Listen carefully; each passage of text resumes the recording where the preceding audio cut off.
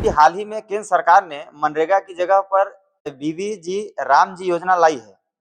क्या इससे विकसित भारत को गति मिलेगी? यह मनरेगा से किस प्रकार अलग है भैया, इसके बारे में यदि आप थोड़ा बताएं तो। देखिए, जो मनरेगा अभी चल रहा है उससे क्या प्रगति हुआ है देश का, जी, ये सब लोग जानते हैं। और अभी जी राम जी जो योजना लाया है उसका सॉफ्टवेयर भी लॉन्च हो जाए, चालू हो जाए, तो समझ में आए कि कैसा चल रहा है, क्या उसमें प्रोसीजर है, कैसे काम करना है। उसमें काम करेगा सचिव GRS जी। तो अभी उसके बारे में मैं कुछ नहीं बोल सकता हूँ, क्योंकि इसे नहीं बोलूंगा, क्योंकि जो योजनाएं सरकार लाती है क्या पूरा प्रॉपरली काम करती है क्या?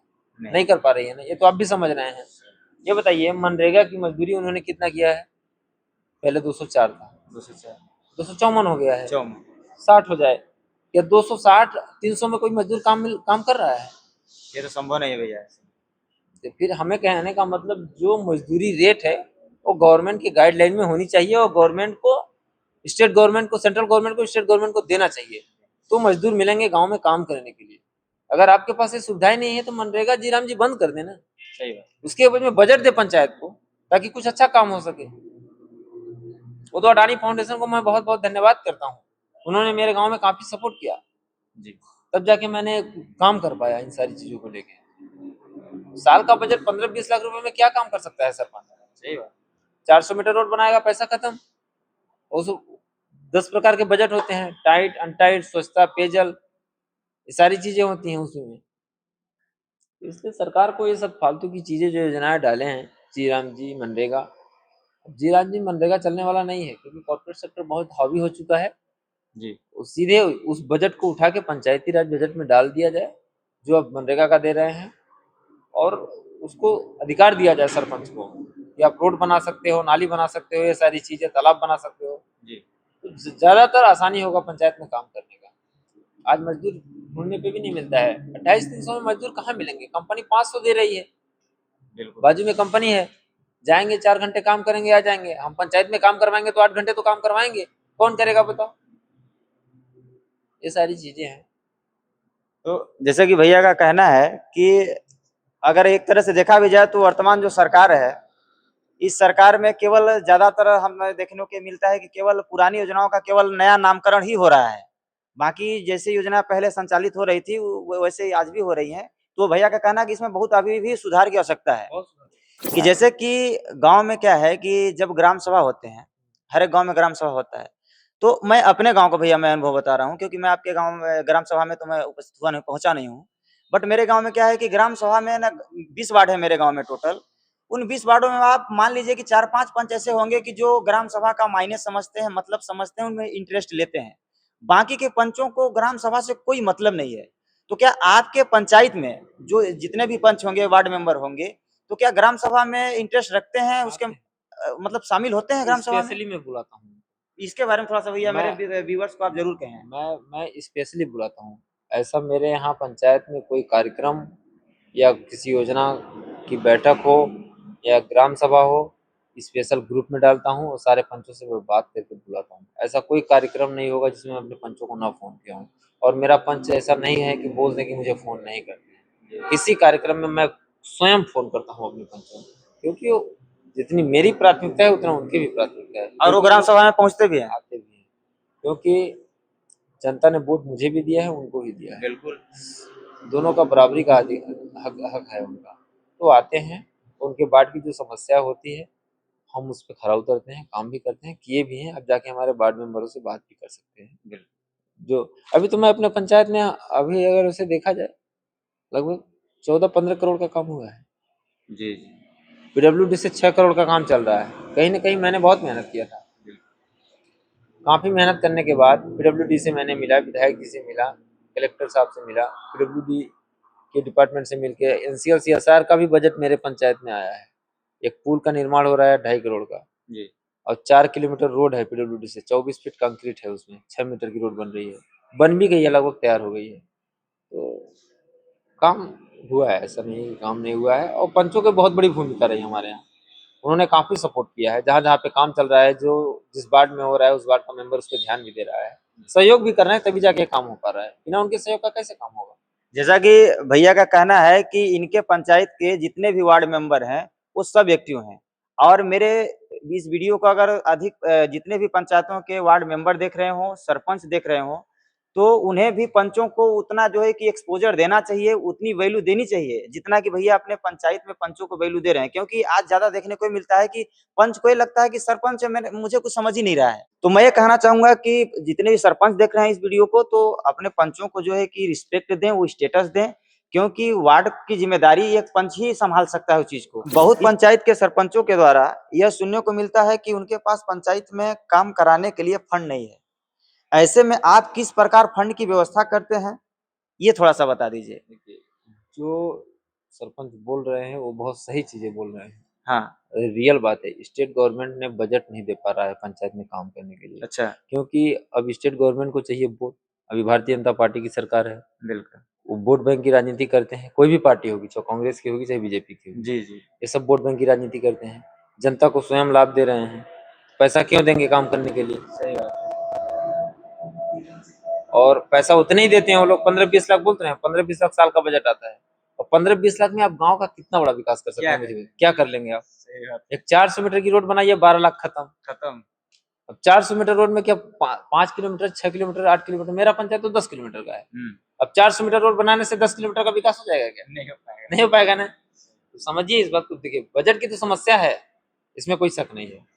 और मेरा तो मानना है कि जो भी यहाँ पे डीएमएफ की राशि है, इतनी कॉर्पोरेट सेक्टर बड़ी बड़ी कंपनियां हैं, रिलायंस है, एनसीएल है, एनटीपीसी है, डाल्को है, अडानी है, ये सारी कंपनियां हैं। सीएसआर का इतना बजट है, डीएमएफ का इतना बजट है, ये सब जो अदर जिलों में जा रहा है, मतलब पैसा मेरे यहाँ का, विकास कहीं और। ये तो हजम नहीं होता है किसी को। होना चाहिए क्या? पूरे ऑल ओवर मध्य प्रदेश के अंदर अगर देखा जाए तो सबसे ज्यादा रेवेन्यू देने वाला मेरा जिला, इंदौर को भी पीछे कर दिया। और यहाँ का पैसा इंदौर जा रहा है, भोपाल जा रहा है, बालाघाट जा रहा है, रायसेन जा रहा है, पन्ना जा रहा है। अब उठाइए देखिए, तो ये सबको तकलीफ होता है कि साला हमको हमारे जिले का पैसा कम से कम 20% पंचायत में दे दिया जाए। कलेक्टर साहब के संज्ञान में होना चाहिए कि डीएमएफ का पैसा, सीएसआर का पैसा पंचायत वार कर दिया जाए, पंचायत को डीएमएफ का सदस्य बनाया जाए, और हर एक पंचायत में 50 लाख 60 लाख साल का पैसा दिया जाए, ताकि सरपंच उस गांव को विकास कर सके, उस गांव में सारी सुविधाएं दे सके, रोड, रास्ता, नाली, तालाब। गांव में मूलभूत आवश्यकताएं हैं, यही तो कर सकता है इंसान। क्या कर सकता है? बाकी तो सरकार दे ही रही है। सरकार तो ऐसे भी लोगों को विकलांग बना दी है। बेसिक चीजें यही हैं। हाँ। ये बंधौरा से लेकर परसौना, बरगवा तक आए दिन कोई ना कोई व्यक्ति दुर्घटना का शिकार हो रहा है। इसका सबसे बड़ा जिम्मेदार आप किसे मानते हैं भैया? प्रशासन को। शासन प्रशासन इसकी स्वयं जिम्मेदार है। आप बताइए, किसी के अधीन हो गए। अब जो कोल यार्ड की गाड़ियां चलती हैं, चल रही है ना जी, इसमें हमारा आपका अधिकार है लगाम लगाने का? नहीं। प्रशासन का है ना। वो प्रशासन को टैक्स दे रहा है, सब कुछ कर रहा है, आरटीओ है उसके लिए। तो मैं इसको, इसमें सारी जिम्मेदारी प्रशासन को देता हूँ। कहने का मतलब है कि शासन की इसमें मिली भगत है। कहने का मतलब कि ये शासन ही नहीं चाह रहा है। जी, जी, जी। भैया अगर मान लीजिए कि यदि सिस्टम में आप होते, मान लीजिए कि आप सड़क परिवहन मंत्री होते, मतलब कि अगर उस सिस्टम का आप एक हिस्सा होते, और इस तरह का जो दुर्घटना भी अपने सिंगरौली में घट रहा है, तो ऐसा क्या मतलब कि इसमें आप इम्प्लीमेंट करते, क्या चीजें लागू करते हैं कि इन दुर्घटनाओं को रोका जा सकता था? अगर मैं इस जगह पे होता, हाँ, मैं इस जगह पे होता, मैं बोल रहा हूँ, सामने वाले को बुरा लग जाए, वो मेरे लिए कोई दिक्कत की बात नहीं है। ठीक है, सबसे पहले जब कंपनी यहाँ आती है ना, तो अपनी खुद की रोडें बना ले, इसके बाद अपना स्ट्रक्चर खड़ा करने का कोशिश करे। बिल्कुल, क्योंकि लोगों की जान से बढ़ के उसका स्ट्रक्चर नहीं है ना, कंपनी का कुछ है नहीं। वो अपना पहले रूट बना ले, कोयले की गाड़ियां लाने के लिए कन्वेयर बना ले, अपना कोल यार्ड बना ले, जिसमें पब्लिक का आवागमन है, उसमें बिल्कुल नहीं चलने देता मैं। होती है। भैया बहुत सही बोल रहे हैं कि भाई यदि कोई कंपनी पहले अपना इतना करोड़ों का, अरबों रुपए लगा के यदि स्ट्रक्चर खड़ा कर सकती है, प्लांट लगा सकती है, तो रोड उसके लिए क्या है, अलग सुविधाएं क्या है उसके लिए? अधिकांश गांव के सरपंच ऐसे कार्य को पंचायत में करवाते हैं जो जनता के लिए ज्यादा उपयोगी नहीं होता है, लेकिन उन कामों में बचत ज्यादा होती है। तो क्या आप भी पहले ऐसे ही कार्यों को प्राथमिकता देते हैं? आपकी सोच अलग है? ऐसा कोई काम है नहीं है, हर एक काम में बचेगा, काम सही से करेगा। शासन का जो रेशियो है, एस्टिमेट है, काम आप कीजिए ना, उसका खर्चा तो बचेगा ही। जो मेहनत करेगा तो उसके लिए नहीं बचेगा। भैया जितना मैं रिसर्च किया हूँ, मैं शायद उसमें कुछ कमियां भी हो सकती हैं, लेकिन मैं बता रहा हूँ आपको। जैसे कि बिल्डिंग, भवन, ये चीजें हो गई, इनमें यदि निर्माण कराया जाए तो लगभग बहुत ज्यादा इसमें बचत नहीं होता है। नहीं होता है, सही से काम लेकिन करेगा तो नहीं बचत होगा। लेकिन अगर स्टाफ डैम हो गया, अदर ऐसे काम होंगे, बांध हो गया, तो इनमें इनके मुकाबले कुछ बचत ज्यादा होता है। काम के ऊपर डिपेंड करता है, आप काम कैसा करा रहे हैं। अब वो सामने वाले का एस्टिमेट है कि 5 के मसाला से दीवार खड़ा करना है, अब 15 के मसाला से दीवार खड़ा करोगे तो बचेगा ही बचेगा, लेकिन वो टिकेगा कितना? टिकेगा कितना?